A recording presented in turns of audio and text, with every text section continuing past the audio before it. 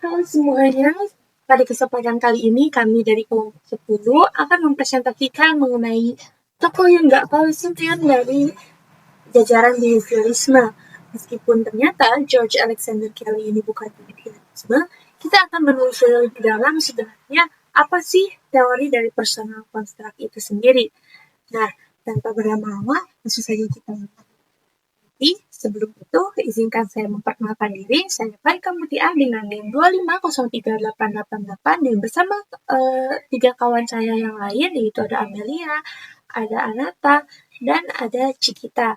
Di sini saya akan menjelaskan terlebih dahulu mengenai biografi dari George A. Kelly ini. Nah, jadi siapa sih Kelly itu? Jadi, Kelly adalah American psychologist dari 1905 hingga 1967. Beliau ini lahir di Kansas, Amerika Serikat, lahir dari keluarga pendidik dan pendeta. Jadi, di mana ibunya ini adalah seorang guru dan ayahnya adalah seorang pendeta. Sehingga, di saat nanti kalian membaca teori-teorinya Kelly, kalian akan banyak menemukan sedikit Bible di dalamnya. Ada sentuhan-sentuhan Bible di dalamnya. Nah, fakta yang unik juga, ternyata Kelly ini tidak hanya mempelajari psikologi, tapi pendidikan awal itu di fisika, lalu matematika, lalu sosiologi, dan baru yang terakhir adalah psikologi. Nah, beliau juga mengajar di Ohio State University dan Brandeis University. Fun fact lainnya, beliau pernah menjadi guru, pelatih debat, insinyur aeronautika, dan psikolog penerbangan. Jadi beliau ini banyak banget pendidikan yang beliau garap. Beliau juga terbiasa beradaptasi dengan lingkungan baru. Karena dari kecil beliau selalu berpindah-pindah tempat tinggal sehingga harus berpindah juga dari sekolah-sekolahnya. Dan di situ beliau melihat banyak sekali perbedaan dan bagaimana cara orang beradaptasi. Selain itu, beliau juga saat di Great Depression, beliau membuka sebuah klinik yang langsung terjun ke masyarakat, sehingga beliau banyak mempelajari betapa orang itu memiliki perbedaan dalam pemikiran. Lalu yang berikutnya, perbedaan-perbedaan itulah yang membuat Kelly ini sadar bahwa setiap orang itu mempunyai caranya sendiri untuk menafsirkan dirinya. Dan disitulah yang disebut dengan personal construct theory yang menekankan bahwa kepribadian terbentuk dari cara seseorang memaknai pengalamannya. Nah, seperti yang kita tahu, kalau misalkan Kelly ini bukan tokoh behaviorisme. Nah, beliau sudah mulai masuk ke kognitif, namun belum sepenuhnya.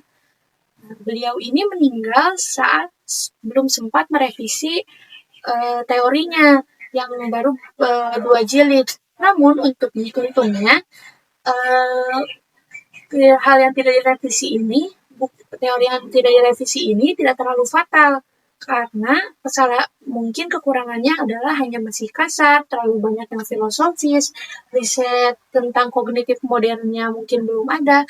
Namun ternyata teori ini yang bisa membuat Aaron Beck terinspirasi dan mengembangkan ilmu CBT di kedepannya. Nah, begitulah biografi singkat dari George Kelly dan setelahnya akan diberikan oleh teman saya. Perkenalkan, namaku Cikita Agripina Zahra dengan NIM 2504007. Nah, di sini aku tuh mau ngejelasin tentang George Kelly Philosophical Position. Nah, kayak yang kita tahu nih ya, alam semesta atau dunia nyata yang lagi kita tinggali, kita alami, itu tuh nyata. Tapi setiap orang tuh bisa punya pandangan tersendiri atau berbeda dari cara mereka memandang dunia mereka. Nah, tapi teori ini tuh nggak berusaha buat jelasin alam. Sebaliknya, teori ini tuh tentang cara manusia membangun peristiwa. Kalau kata Kelly, ini tuh namanya psikologi pencarian manusia. Penelitian mereka terhadap cara mereka membangun dunia mereka, gitu.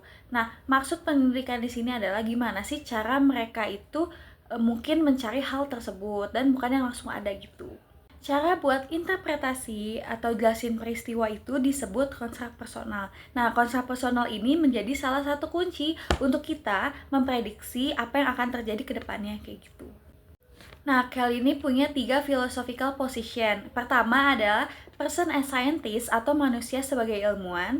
Kedua ada scientist as a person atau ilmuwan sebagai manusia. Terakhir ada constructive alternativism atau alternatif konstruktif. Pertama, aku akan bahas tentang person as scientist atau sesuai namanya, manusia sebagai ilmuwan. Nah, maksud dari manusia sebagai ilmuwan ini tuh apa sih? Maksudnya tuh, kita sebagai manusia memosisikan diri kita sebagai ilmuwan, atau kita bertindak dengan cara yang sama seperti ilmuwan. Maksudnya adalah, nanti kita tuh akan mengajukan pertanyaan, merumuskan hipotesis atau dugaan, lalu kita uji hipotesis atau dugaan itu. Nah, baru kita ada hasilnya dan kita bisa ambil kesimpulan. Nah, dari kesimpulan itulah, kita bisa memprediksi apa yang akan terjadi di masa depan, atau perilaku orang yang akan terjadi di masa depan, seperti itu. Misal contohnya ini ada sebuah pernyataan yang bilang kalau dia sering ngabarin artinya dia sayang. Nah, kebalikannya kalau dia jarang ngabarin artinya dia nggak sayang. Nah, suatu saat misal pasanganku atau pasangan kalian itu tuh jarang ngabarin dan kalian tuh punya konstruk personal kalau jarang ngabarin itu artinya nggak sayang. Tapi pasangan kalian tuh bisa kasih sayangnya tuh lewat perhatian lain. Nah, jadi kalian tuh merevisi konsep personal kalian kalau yang bilang awalnya ngabarin artinya sayang atau nggak ngabarin artinya nggak sayang. Jadi nggak ngabarin belum tentu nggak sayang, tapi bisa dari perhatian lain juga, seperti itu. Nah, selanjutnya aku mau bahas tentang scientist as person atau ilmuwan sebagai manusia. Sesuai namanya, ilmuwan sebagai manusia. Nah, kayak yang kita tahu, ilmuwan ini itu kan adalah suatu profesi kan, manusia yang berprofesi sebagai ilmuwan. Hal itu bisa ditandai dengan adanya satu, keterbatasan perspektif. Nah, hipotesis yang dibuat masih bisa dilihat dari berbagai perspektif yang berbeda. Kedua, ada perbedaan penilaian. Nah, teoris atau ilmuwan lain atau bahkan teman kita juga bisa nggak setuju sama teori kita atau pendapat kita. Itu tuh balik lagi ke cara pandang masing-masing kan. Kedua, ada sifat relatif kebenaran. Hipotesis atau teori yang kita buat itu nggak mutlak benar dan masih bisa salah tergantung pada kacamata perspektif. Sebagai contoh nih, aku mau kasih contoh dari psikoanalisis Sigmund Freud dan Karen Horney. Nah, Sigmund itu kan bilang kalau perempuan ini pas masa kecilnya itu dia punya N5 penis kan. Jadi kita tuh iri dengan organ biologis yang dimiliki oleh laki-laki. Tapi kalau kata Karen itu enggak kayak gitu. Kalaupun ada iri, itu tuh maksudnya iri atas kekuasaan yang dimiliki oleh pria gitu. Akhir ada alternatif konstruktif atau constructive alternativism. Maksudnya adalah di sini tuh manusia memiliki cara alternatif untuk melihat sesuatu. Nah, peristiwa yang kita hadapi hari ini tuh bisa kita tafsirkan dengan berbagai cara sebanyak yang akal kita mampu ciptain kan.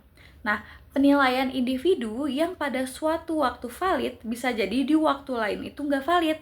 Contohnya adalah, misal aku pas kecil itu pernah dicakar oleh kucing. Nah, aku tuh punya konsep personal kalau kucing tuh galak, kucing tuh suka nyakar gitu. Tapi pas udah gede, aku tuh ngeliat ada kucing yang lucu, kucing yang mengenaskan, dia tuh baik, dia nggak nyakar. Nah, aku tuh bisa merevisi juga kayak kalau nggak semua kucing itu galak, nggak semua kucing itu bisa nyakar gitu. Nah, di sini tuh ada kata-kata yang menurut aku relate banget, menurut aku bagus banget. Jadi kayak kita semua tuh terus-menerus dihadapkan pada alternatif yang dapat kita jajahi jika kita memilih kan. Tapi gimana pun kita harus bertanggung jawab sama apa yang udah kita pilih. Seperti itu kalau dari Philosophical Positioning George Kelly. Terima kasih. Halo semuanya, perkenalkan nama saya Anata Aurelia Permana dengan NIM 2510655. Pada kesempatan kali ini, saya akan membahas tentang teori konstruk personal dari George Kelly. Nah, sebelumnya kita baca terlebih dahulu. Teori personal construct dari George Kelly menyatakan bahwa setiap orang membentuk cara pandangnya sendiri tentang dunia melalui pola pikir atau konstruksi pribadi. Nah teman-teman, jadi Kelly itu menegaskan bahwa setiap manusia tuh memiliki cara unik dalam memandang dunia. Jadi sebenarnya dunia yang kita alami itu sama, tetapi cara kita menafsirkan yang berbeda-beda. Atau singkatnya, konstruk pribadi itu kayak kacamata atau pola pikir kita dalam memandang segala sesuatu, baik itu orang, benda, ataupun situasi. Nah teman-teman, jadi Kelly itu menekankan bahwa perilaku manusia itu dipandu oleh bagaimana kita mengantisipasi peristiwa di masa depan, bukan hanya oleh masa lalu. Nah selanjutnya, teori konstruk personal memiliki konsekuensi pendukung atau supporting corollaries. Yang pertama, ada deconstruction corollaries atau konsekuensi konstruksi yang secara singkat dapat diartikan sebagai kesamaan di antara peristiwa yang berulang. Nah teman-teman, jadi kalian menjelaskan bahwa meskipun tidak ada dua peristiwa yang terjadi sama persis, manusia akan tetap menafsirkan peristiwa yang mirip sebagai sesuatu yang serupa. Nah teman-teman, Kelly juga menegaskan bahwa manusia itu bersifat forward looking atau berorientasi ke depan. Jadi, kita memprediksi kejadian di masa depan dengan melihat pola di masa lalu atau pola yang berulang. Contohnya, waktu pertama kali kita nonton film Titanic, kita tuh ngerasa sedih banget. Tapi waktu kedua kali kita nonton, karena kita tahu jalan ceritanya kayak gimana, terus alur ceritanya kayak gimana, jadi kita tuh nggak akan sesedih waktu pertama kali kita nonton. Yang kedua ada the individuality corollary. Di sini kalian mengatakan bahwa setiap orang memiliki cara yang berbeda dalam menafsirkan suatu peristiwa. Nah, karena setiap individu memiliki pengalaman hidup yang berbeda, maka mereka akan membentuk personal construct yang berbeda juga. Nah, dengan adanya perbedaan ini, Kelly itu mengatakan bahwa manusia masih bisa berkomunikasi untuk mendapatkan titik tengah. Tetapi, karena perbedaan personal construct tadi, komunikasi yang terjadi itu nggak akan pernah benar-benar sempurna. Selanjutnya, ada the organization corollary. Jadi, menurut Kelly, manusia itu mengorganisasi konstruksi pribadinya secara teratur agar bisa memprediksi peristiwa serta mengurangi konflik atau kebingungan. Contohnya nih, kita lihat kasusnya Arlan. Di sini, kasusnya tuh Arlan mau berangkat kerja dan kuliah, tapi mobilnya rusak. Nah, teman-teman, di sini Arlan tuh punya dua konstruk, yaitu konstruk baik dan buruk. Nah, dia memandang independence atau kemandirian itu sebagai sesuatu yang baik, sedangkan dependence atau ketergantungan itu sebagai sesuatu yang buruk. Nah, konstruk ini juga punya turunan lain, kayak sehat versus sakit, ataupun cerdas versus bodoh. Nah, teman-teman, kalau misalkan Arlan punya konstruk yang buruk, dia pasti bakalan milih untuk stay di rumah dan ketergantungan sama orang tuanya. Tapi, kalau misalkan Arlan punya konstruk yang baik, maka dia akan mempertahankan independence-nya dia, kemandiriannya dia, dengan memilih transportasi lain supaya dia tetap bisa berangkat gitu. Nah, contohnya di sini dia punya 3 opsi, yaitu jalan kaki, naik bus, atau dia numpang sama temennya. Ataupun kalau misalkan dia tetap pengen pakai mobilnya, ada 2 pilihan lain, yaitu memperbaiki mobil yang rusak, atau dia beli mobil baru. Tapi teman-teman, intinya konstruksi kita tuh tersusun secara kompleks untuk membantu kita membuat keputusan serta merencanakan tindakan. Next, ada the dichotomy corollary atau Kelly menyebutnya sebagai dikotomi bipolar yang menekankan sifat bipolar. Jadi teman-teman, sistem konstruksi pribadi manusia itu terdiri dari konstruksi yang sifatnya tuh dikotomus atau dua kutub, misalnya baik dan buruk. Nah, fungsi dari dikotomi corollary ini adalah untuk menilai segala sesuatu, termasuk untuk menilai diri sendiri. Contohnya, ada seseorang yang dia tuh berada di lingkungan yang kompeten. Dia pengen menilai dirinya tuh seorang yang kompeten atau tidak. Kalau misalkan dia dapat mengerjakan tugas dengan baik, nggak merasa banyak kesulitan, serta dia mendapatkan feedback positif dari luar, maka dia akan menilai dirinya sebagai seseorang yang kompeten. Sebaliknya, kalau misalkan dia selalu merasa kesulitan dan mendapatkan feedback negatif dari luar, maka dia akan menilai dirinya sebagai orang yang tidak kompeten. Nah teman-teman, fungsi dari dikotomi corollary ini juga adalah untuk memprediksi kejadian ke depannya. Contohnya nih, orang yang menilai dirinya kompeten, dia akan memprediksi bahwa dirinya bisa survive dan bertahan di lingkungan yang kompeten tersebut. Sedangkan orang yang menilai dirinya tidak kompeten, dia akan memprediksi bahwa dirinya akan lebih banyak refleksi diri dan memperbaiki diri supaya dia tetap bisa survive di lingkungan tersebut. Nah, jadi sebuah konstruksi itu terbentuk ketika kita melihat persamaan antara dua hal lalu membandingkannya dengan sesuatu yang berlawanan. Selanjutnya ada the choice corollary. Ini tuh kebebasan individu untuk memilih alternatif yang sekiranya paling sesuai dengannya. Nah teman-teman, jadi Kelly itu menyebutkan bahwa setiap individu tuh memiliki kebebasan dalam memilih segala sesuatu yang sekiranya paling cocok, paling sesuai, dan paling menguntungkan bagi individu tersebut. Lalu ada the range corollary. Di sini kalian menjelaskan bahwa setiap personal construct memiliki batas yang artinya hanya relevan untuk memprediksi kejadian dalam rentang-rentang tertentu. Jadi teman-teman, sebuah konstruksi itu nggak berlaku buat semua situasi ya. Misalnya nih, konstruksi baik dan buruk. Biasanya hanya digunakan untuk menilai perilaku. Jadi kayak perilaku seseorang tuh baik atau buruk dan kurang relevan untuk menilai benda mati atau cuaca. Karena biasanya cuaca tuh lebih cenderung relevan apabila menggunakan kata mendung atau cerah. Kembali lagi bersama saya Farika Mutia dengan NIM 2503888. Pada kesempatan kali ini saya akan melanjutkan teori yang sudah dibahas oleh teman saya sebelumnya. Kali ini kita menyentuh di poin nomor 7 yaitu adalah experience scholarly. Jadi di sini itu Kelly menyatakan bahwa manusia itu seperti peramal karena kita seringkali menebak-nebak masa depan. Nah, jadi kita itu menebak-nebak dengan tafsiran kita, dengan pengalaman kita masa lalu untuk membentuk antisipasi ke depannya. Nah, di sini juga ada yang dinamakan restrukturisasi, di mana apabila tebakan kita, konstruk kita, atau pengalaman kita yang dulu, lalu kita menyamakannya dengan pengalaman yang sekarang dan tebakannya itu adalah benar, maka kita akan memvalidasinya. Namun, apabila tebakannya salah, maka kita akan dirubah. Contohnya bagaimana? Apabila kita melihat ada seseorang yang pendiam, dan kita awalnya itu memiliki konstruk bahwa, oh dia adalah orang yang sombong.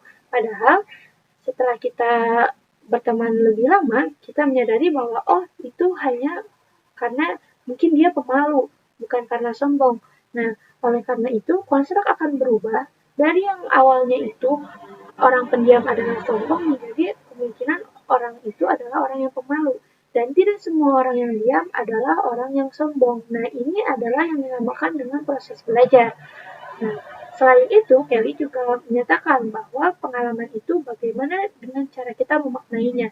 Jadi, apa yang mengubah kita bukanlah kejadiannya, tapi bagaimana kita memaknai atau mengartikan kejadiannya. Contohnya, apabila saya telah merasakan gagal, saya akan merasa bahwa hidup itu sangat menyedihkan, semuanya menyedihkan.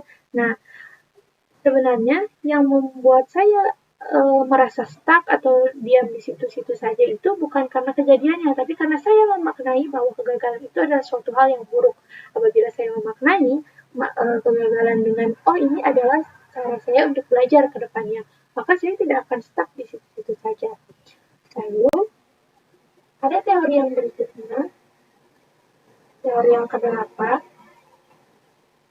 yakni adalah modulation corollary. Jadi di sini itu kita menjelaskan bahwa konstruk atau kacamata kita itu ada yang keras dan ada yang lentur. Jadi apabila ada kacamata yang lentur, maka kita akan lebih mudah menerima bukti baru. Tapi apabila keras, kita akan lebih tidak menerima dengan bukti-bukti baru, yaitu disebut dengan impermeable, sementara yang lentur itu disebut dengan permeable. Jadi kunci adaptasi kita untuk hidup adalah permeabilitas kita, sebagaimana segimana lentur atau kerasnya kah kacamata kita. Nah, apabila kacamatanya itu lentur, ketika dia contoh mendapatkan bukti-bukti baru di kehidupan, maka dia akan, oh ini adalah bukti yang baru, maka saya harus mengubah kacamata saya. Tapi kalau yang keras, contohnya, misal, saya merasa bahwa saya selalu gagal. Mau bagaimanapun saya telah berusaha, saya selalu gagal. Nah, ketika saya sekali mengalami kesuksesan, saya akan menganggap, itu hanya sebuah kebetulan. Itu adalah contoh dari modulation corollary dengan konstruk yang keras. Nah, selain itu, ada juga konstruk yang saling mempengaruhi. Jadi, kelenturan antar konstruk bisa membuat perubahan pada konstruk lainnya. Lalu, yang berikutnya, ada teori yang ke-9, yakni fragmentation corollary. Jadi, di sini kita membayangkan bahwa kacamata itu ada kacamata kecil lainnya. Dan itu tidak selalu sama atau bisa saja bertentangan atau incompatible. Nah, contohnya itu bagaimana? Apa itu kacamata-kacamata kecil itu? Contohnya, saya memandang saya adalah orang yang sangat spontan. Saya easygoing, saya selalu ikut kemana-mana, dan saya orangnya santai. Tapi ketika saya memikirkan masa depan, saya berusaha untuk belajar, untuk mengatur semua sesuatu. Nah, itu adalah dua hal yang bertentangan, di mana saya yang pertama adalah santai dan yang kedua adalah yang teratur. Nah, tapi itu tuh ada dalam diri kita, dan itu dipayungi oleh superordinate atau corollary yang stabil, subsistem sistem yang stabil. Contohnya, karena meskipun aku itu pengen santai dan aku ingin teratur, sebenarnya Intinya adalah, superordinate-nya adalah saya ingin sukses dengan cara saya sendiri. Dan jeniusnya Kelly juga, Kelly menerima kenyataan bahwa manusia itu tidak konsisten, incompatible tadi. Lalu yang berikutnya, ada commonality corollary. Jadi di sini itu menjelaskan kalau kita itu punya teman atau kita memiliki seseorang yang rasanya itu sefrekuensi, sepemikiran, itu tuh sebenarnya itu punya konstruk yang mirip, yaitu bagaimana cara kita memaknai suatu kejadian itu mirip. Dan di sini Kelly juga menyatakan bahwa tidak ada dua orang yang menafsirkan pengalaman yang persis sama di dunia ini. Pengalamannya itu jadi tidak sama, tapi cara memaknainya mirip. Karena semua latar belakang orang itu berbeda-beda, jadi tidak mungkin ada yang sama. Lalu, yang terakhir, dari kesebelasan teori Kelly tadi, ini adalah yang terakhir, yaitu adalah sociality corollary. Jadi di sini itu dia menafsirkan bahwa kelompok yang sama memiliki penafsiran pengalaman yang mirip. Jadi kalau misalkan kita sudah mulai menemukan kelompok yang rasanya itu klop, kita itu sebenarnya itu punya penafsiran yang mirip. Nah, penafsiran yang mirip ini juga membuat kita tuh ada proses sosial, yaitu adalah paham dengan cara orang lain melihat dunia. Nah, sebenarnya komunikasi seperti Anda saat ini mendengarkan saya, dan Anda mengerti apa yang saya katakan, itu adalah komunikasi. Anda memahami apa yang ingin saya katakan, bukan hanya melihat saya berbicara saja, tapi Anda memahami maknanya. Lalu yang berikutnya ada peran sosial. Jadi peran itu muncul dari konstruksi dan harapan orang lain. Jadi peran sosial itu bukan seperti jabatan, ketua ini, wakil itu, sekretaris, bukan semacam itu. Tapi bagaimana cara kita menginterpretasikan situasi. Nah, kita itu punya peran-peran kecil. Contohnya, ada teman kita yang datang kepada kita sambil menangis. Nah, kita itu bisa mengambil peran, yaitu sebagai pendengar yang baik atau pemberi nasihat. Nah, peran-peran kecil ini, meskipun begitu, dipayungi oleh peran besar atau core role. Jadi, core role ini adalah bagaimana cara kita memaknai diri kita sendiri. Misal, saya memaknai diri saya sendiri bahwa saya adalah orang yang selalu menyemangati di keluarga saya. Nah, itu adalah core role saya. Sementara peran-peran kecil lainnya seperti tadi, seperti teman yang pendengar, teman pemberi nasihat. Sekian dari saya, selanjutnya akan dilanjutkan oleh teman saya.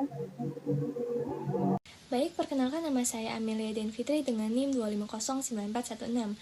Pada kesempatan kali ini saya akan menjelaskan mengenai application of personal construct theory. Yang pertama kita membahas mengenai abnormal development. Nah, di sini kita membahas mengenai orang yang sehat dan tidak sehat dalam konteks konstruk personalnya. Nah, yang pertama ada orang yang sehat. Di sini orang yang sehat adalah orang yang mampu menguji cara pandang atau keyakinannya dengan realitas. Seperti ilmuwan yang selalu mengecek apakah hipotesisnya sudah sesuai dengan kenyataan atau belum. Lalu, orang yang sehat, ia mampu menerima kenyataan dan tidak memutarbalikkan fakta yang ada. Kita bergeser pada orang yang tidak sehat dalam konteks konstruk personal. Nah, orang yang tidak sehat, ia akan memiliki konstruk yang sudah kadaluarsa. Ia akan bertahan pada konstruk yang sudah ia miliki walaupun sudah terbukti tidak sesuai dengan kenyataan. Nah, yang kedua, orang yang tidak sehat, ia akan memiliki konstruk yang sulit ditembus oleh pengalaman yang baru. Jadi ia tuh kaku atau bahkan bisa menjadi orang yang sangat fleksibel sehingga perilakunya tidak konsisten. Nah, konstruk yang terlalu fleksibel sehingga memunculkan perilaku yang tidak konsisten ini akan berkelanjutan pada sistem psikopatologinya. Selanjutnya ada psikopatologi. Di sini ada 4 elemen umum gangguan psikologis. Yang pertama ada threat, fear, anxiety, sama guilty. Nah, threat ini itu perasaan terancam saat stabilitas konstruk kita merasa terguncang karena adanya perubahan. Sebagai contoh, dalam terapi ada terapis dan klien. Saat klien memandang terapisnya ini adalah seorang yang mengancam karena ia memiliki niat untuk mengubah konstruk kliennya ini walaupun dalam hal yang positif, maka klien akan memandang terapisnya ini adalah sebuah ancaman dan ia akan menolaknya. Nah, penolakan ini adalah salah satu bentuk cara ia melindungi konstruk yang sudah ia miliki. Lalu selanjutnya ada fear. Fear atau rasa takut ini tuh emosi dasar yang timbul sebagai respon terhadap ancaman atau bahaya yang dirasakan. Sebagai contoh, saat emosi saya menyetir dengan ugal-ugalan. Tiba-tiba saya sadar bahwa saya hampir saja menabrak anak kecil. Maka yang muncul adalah threat atau ancaman. Ancaman tentang siapa diri saya, tentang identitas saya. Jika saya menabrak anak kecil, maka saya akan dianggap sebagai orang yang jahat. Jika saya sadarnya, jika saya menyetir dengan ugal-ugalan, maka saya akan kecelakaan, maka yang muncul adalah fear atau ketakutan, karena fear ini sifatnya situasional dan terhadap bahaya yang langsung dirasakan sama kita, seperti itu. Terus ada anxiety, kesadaran bahwa peristiwa yang kita hadapi berada di luar jangkauan cara kita memahami dunia. Jadi sebagai contoh, saya adalah orang yang terjadwal, terstruktur semuanya sedari kecil. Tiba-tiba saat kuliah saya dihadapi dengan pekerjaan yang serba mendadak dan tidak pasti. Saya langsung merasa cemas, karena saya tidak tahu cara menyelesaikan atau menghadapi permasalahan seperti itu, karena saya sudah tidak memiliki kategori cara menyelesaikannya. Jadi saya merasa cemas seperti itu. Dan yang terakhir ada guilty. Nah, di sini tuh rasa bersalah yang muncul saat seseorang melanggar peran utama yang sudah ia tetapkan dalam lingkungan sosial. Sebagai contoh, saya adalah orang yang jujur. Namun, pada waktu itu saya terpaksa berbohong demi keuntungan pribadi saya. Maka saya akan merasa bersalah karena saya tidak menjalankan peran orang yang jujur itu dengan baik. Seperti itu. Nah, selanjutnya ada fixed role therapy. Di sini Kelly menggunakan terapi peran tetap dengan tujuan membantu klien merubah cara pandang yang lama dan mencoba cara pandang baru yang lebih baik. Nah, selanjutnya ada fixed role terapi. Di sini Kelly menggunakan terapi peran tetap dengan tujuan membantu klien mengubah cara pandang yang lama dan mencoba cara pandang baru yang lebih baik. Yang pertama ada penyusunan sketsa peran tetap, fixed role terapi. Sketch. Nah, di sini tuh klien diperkenalkan dengan peran yang akan ia jalani, mulai dari cara berperilaku, cara berkomunikasi, dan lain-lain. Selanjutnya masuk ke adaptasi awal. Klien mulai memerankan peran dalam kehidupan nyata. Pertama-tama dengan peripheral rules. Nah, peripheral rules itu tuh mulai dari perubahan cara bicara, cara gesturnya, cara berkomunikasinya yang sudah dikenalkan di fixed role sketch tadi. Selanjutnya ada peran inti. Nah, di sini tuh memungkinkan klien mengalami perubahan secara mendalam. Bagaimana ia memandang dirinya juga, mulai merevisi konstruk pribadinya berdasarkan pengalaman baru. Selanjutnya ada rep test, role construct repertory test. Nah, rep test merupakan alat yang dikembangkan oleh Kelly yang bertujuan untuk mengungkap bagaimana seseorang memberi makna atau menafsirkan orang-orang yang penting dalam kehidupannya melalui konstruk pribadinya. Di sini ada 24 peran yang sudah dibuat oleh Kelly. Langkah kerja rep test. Yang pertama, terapis memberikan daftar peran yang harus diisi oleh klien. Tugas klien adalah mengisi nama orang untuk setiap perannya. Yang kedua, triadic elicitation. Terapis memilih 3 nama secara acak dari daftar peran yang tadi ada 24 peran. Dan klien diminta untuk menjelaskan bagaimana 2 dari 3 orang tersebut mirip dan bagaimana mereka berbeda dari orang ketiga. Muncullah kesamaan dan perbedaan yang lalu diubah menjadi konstruk bipolar, yaitu pasangan 2 sifat yang saling berlawanan. Sebagai contoh, shy versus not shy. Proses diulang dengan kombinasi peran lain hingga memperoleh beberapa konstruksi. Lalu bagaimana cara membaca tabelnya? Saya berikan contoh yang pada baris pertama. Yang di baris pertama ada diri saya, ibu dan ayah. Nah, di sini saya mencoba mencari 2 kesamaan. Oh, ternyata saya dan ibu adalah orang yang pemalu. Maka konstruk yang muncul adalah pemalu. Di situ ada shy. Dan ayah adalah orang yang tidak pemalu, berbeda dengan saya dan ibu. Maka konstruk yang dihasilkan adalah not shy. Di tabel hanya ditunjukkan shy, yaitu hanya satu sisi. Padahal aslinya ada 2 sisi, karena ini konstruknya bipolar. Jadi kalau secara lengkap, maka shy versus not shy.